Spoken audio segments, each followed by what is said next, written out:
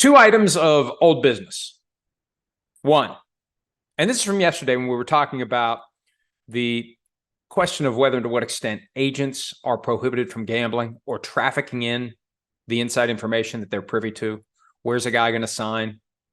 Let someone know that before the word gets out that the player is going to sign there and the betting markets change. Where is a player going to be drafted? The best agents know. For their own clients, they know the floor and the ceiling. You share that information with someone and they act on it, that's a problem. Or if the agents themselves are placing bets, that's a problem.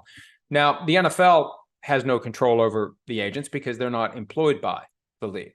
The union has jurisdiction over agents under federal law. They have the ability to regulate the NFLPA certified agents, the contract advisors as they call them. And the union told me that there's no specific prohibition on agents gambling, but there's an implicit ban on anything that would violate state and federal law. Well, how many states have evolved to the point where they have a law on the books that says someone who represents a player in a given sport can't bet on that sport? It's still Wild West days with these times of legalized sports betting. So I think the union should make it a priority.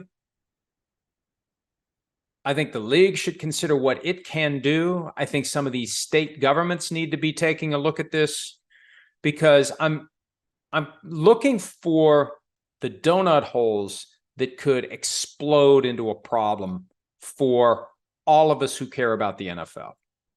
And where's that scandal going to come from? Where will we find that incident that creates headlines for national news? Short term, great for business, for me. Everybody's going to want to talk about it. The NFL's equivalent of Tim Donaghy. Long term, it's not good for anybody.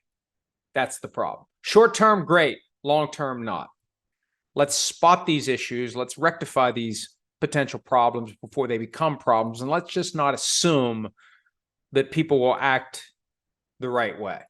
Because we've seen time and again over the years that people, inevitably, some will not act the right way. Some will give in to the temptation. And the temptation, when it comes to gambling, when it's right here, beckoning.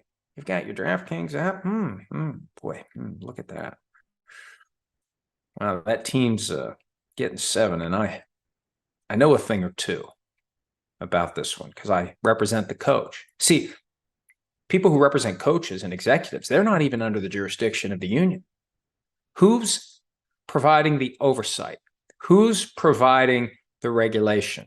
Who's providing the insurance that folks who give into the temptation as it's just there? Oh, DraftKings app. Oh, the team where I represent the head coach is getting 7 points. And I know I've talked to him. I know what they're going to do. No one's going to expect this. Oh, they're going to cover that spread. And that's a very basic example, but there's all sorts of inside information to which agents can be privy. And you know where I think it's ultimately going, or where it has to go? And this is a point that D. Smith made in his recent article advocating for the scrapping of the Rooney Rule and the adoption of other provisions voluntarily by the league. The problem is the league is never going to voluntarily do it. There needs to be governmental oversight. And I know a lot of people just have that knee-jerk, government oversight's bad. Well, why is it bad?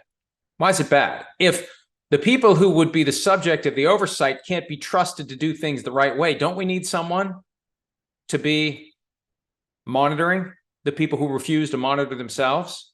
The people who don't want anyone else to tell them what to do, the people who would be inclined to brush problems under the rug instead of deal with them because it looks bad, because we don't want to embarrass ourselves. You need a third party that is charged with the obligation to look for the things that would embarrass the entity that's being regulated.